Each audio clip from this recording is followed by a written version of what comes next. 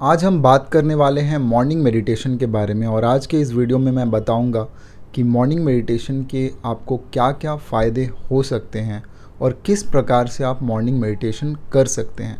लेकिन इससे पहले कि मैं आपको मॉर्निंग मेडिटेशन के बारे में बताऊं, मैं आपको बताना चाहता हूं कि मैंने किस प्रकार से मॉर्निंग मेडिटेशन शुरू किया और मेरी जर्नी कहां से स्टार्ट हुई। तो आइए शुरू करते हैं।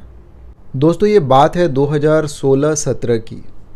तो मैं ऑलरेडी एक आईटी कंपनी में 3 साल से काम कर रहा था और उस समय मेरी जो शिफ्ट टाइमिंग्स थी वो अलग अलग होती थी। मतलब हर 2 हफ्ते के बाद मेरी जो शिफ्ट टाइमिंग्स थी वो चेंज हो जाया करती थी, जिसके वजह से मेरा जो स्लीप साइकिल था वो भी हर 2 हफ्ते के बाद चेंज हो जाता था।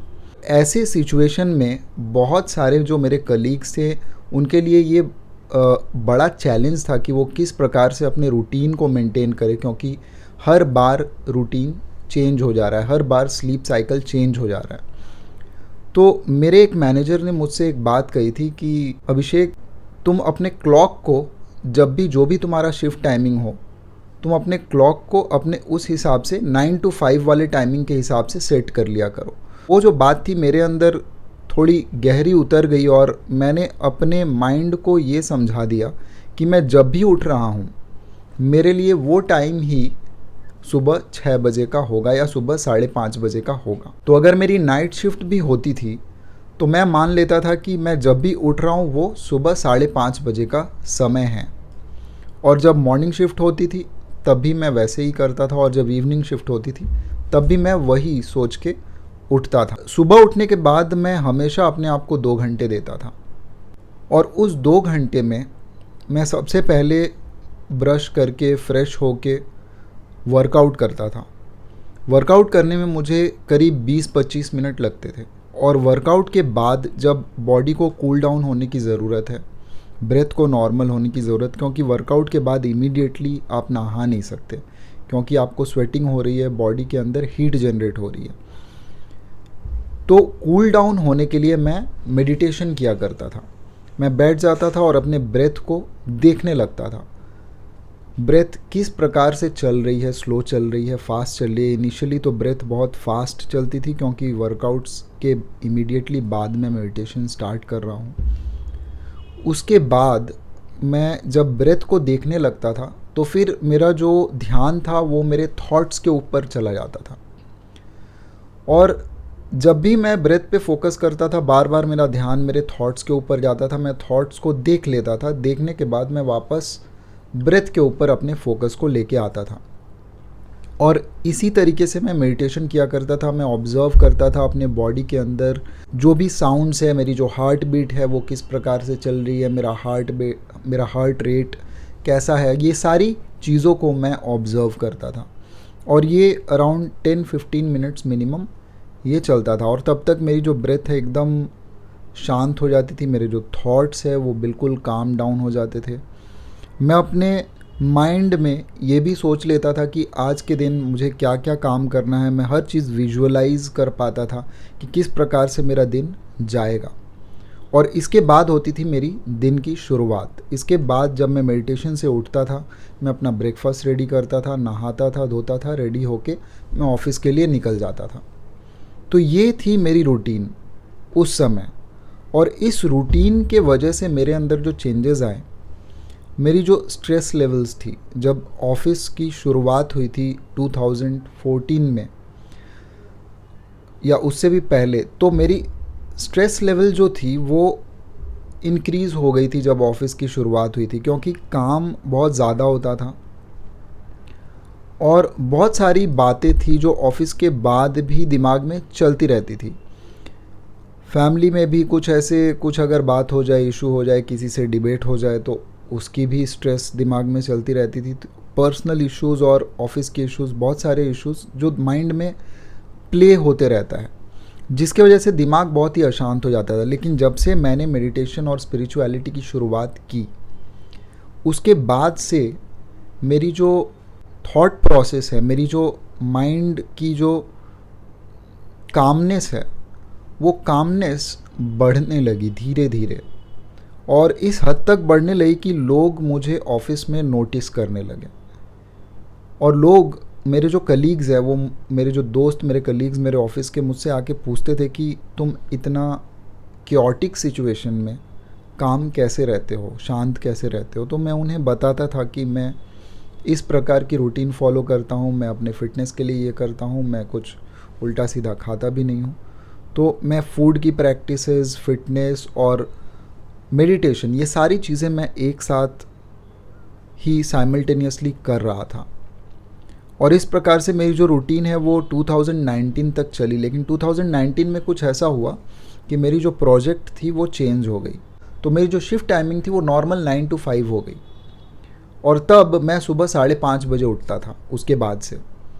और उसके बाद से मेरी जो रूटीन थी वो एकदम सेट हो गई। इसका फ़ायदा मुझे तब इसलिए मिला क्योंकि मैंने अलग अलग शिफ्ट टाइमिंग्स में भी एक रूटीन मेंटेन किया था, और उस रूटीन को मुझे नॉर्मल 9 to 5 में लाने में बहुत ही ज़्यादा आसानी हुई। और ऐसे 1 साल तक चला। उसके बाद लॉकडाउन स्टार्ट हो गया। तो लॉकडाउन में भी मैं वही रूटीन मेंटेन करने की कोशिश करता था। मैं अपने फूड की प्रैक्टिसेस करता था, सारी चीज़ें मैं करता था। तो ये थी मेरी जो मॉर्निंग रूटीन है, ये कैसे स्टार्ट हुई उसकी स्टोरी।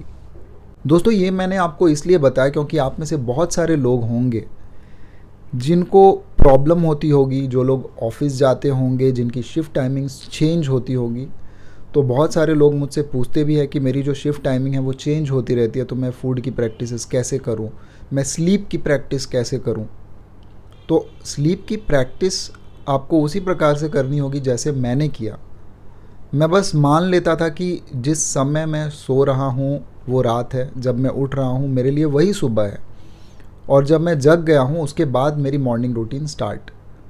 तो इस प्रकार से आपको भी ये समझना पड़ेगा। और जब आप उस टाइम को ओवरकम कर लेंगे, कहीं ना कहीं जो नेचर है वो भी आपका हेल्प करता है कि आप एक नॉर्मल रूटीन में आ जाएं। तो आप अपनी तरफ से कोशिश अगर करते रहेंगे तो कहीं ना कहीं आपको उसका फ़ायदा होगा एक टाइम के बाद, और आप अपने स्पिरिचुअल गोल्स को, आप अपने मटेरियल गोल्स को भी अचीव कर पाएंगे। मेरे माइंड के अंदर क्या क्या चेंजेस आए हैं वो तो मैं अपने बहुत सारे अपने नाइट मेडिटेशन वाले वीडियो में भी मैंने आपको बताया कि मेरे माइंड के अंदर मेडिटेशन शुरू करने के बाद से क्या क्या चेंजेस आए हैं। मेरा दिमाग कितना शांत रहने लगा है, दिमाग की जो समता है वो किस तरीके से मेंटेन हो जाती है अपने आप। और जब आप मॉर्निंग में मेडिटेशन करके आप अपने काम पे निकलते हैं तो आप पूरी तरीके से रेडी होते हैं किसी भी सिचुएशन को झेलने के लिए। आपका माइंड रेडी होता है, आपने अपना पूरा दिन, अपना पूरा काम विजुअलाइज किया है, और उस हिसाब से अगर चीज़ें नहीं भी होती हैं तब भी आपका दिमाग इतना शांत होता है कि आप हर सिचुएशन को आराम से हैंडल कर पाते हैं बिना परेशान हुए।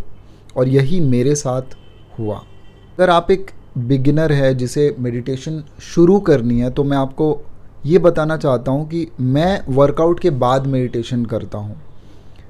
मॉर्निंग में और नाइट में सोने से पहले मैं मेडिटेशन करता हूँ। तो मेरी जो रूटीन है वो वर्कआउट के बाद की है।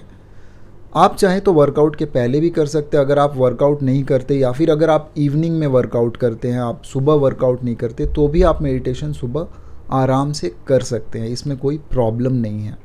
बस आप ये ध्यान रखें कि मेडिटेशन करने से पहले आप खाली पेट हों, और अगर आपने हल्का फुल्का नाश्ता किया भी है तो उससे भी ज़्यादा फ़र्क नहीं पड़ता है। बस आपका पेट पूरे तरीके से भरा हुआ नहीं होना चाहिए, क्योंकि अगर पेट भरा होगा तो ऑब्वियसली आपको नींद आ जाएगी आप जब भी मेडिटेशन में बैठेंगे। तो ऐसा ना करें। मैं ये भी बताना चाहता हूँ कि अगर आप दिन की शुरुआत बिना मेडिटेशन के करते हैं तो हो सकता है कि आपको कुछ ऐसे सिचुएशंस हैंडल करने पड़े जहाँ पे आपके जो माइंड का स्ट्रेस लेवल है वो बहुत बढ़ जाए। इससे आपको रात को सोने में भी तकलीफ़ हो सकती है, क्योंकि दिमाग में बहुत सारी बातें चलती रहेंगी, दिमाग काम डाउन नहीं होगा तो आप सोने में भी तकलीफ़ फील करेंगे। जल्दी से आप जब बेड पे जाएंगे तो सो नहीं पाएंगे। जब भी आप मेडिटेशन के लिए बैठे तो सबसे पहला फोकस जो है आपका ब्रेथ पे आना चाहिए।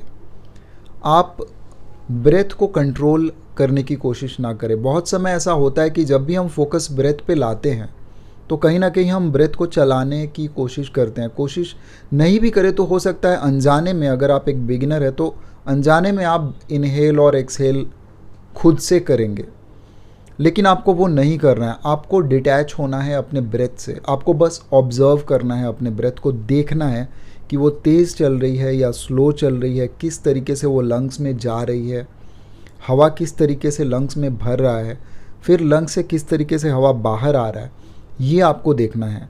ब्रेथ वॉचिंग के दौरान आपका जो माइंड है वो आपको परेशान करेगा, वो अलग अलग थॉट्स जनरेट करेगा।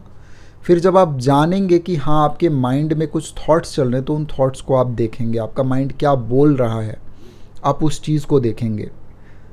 और जब आप उस चीज़ को देख लेंगे तो फिर वो थॉट डिज़ोल्व होगा और वापस आप फोकस लाएंगे अपने ब्रेथ के ऊपर और आप अपने ब्रेथ को वॉच करेंगे।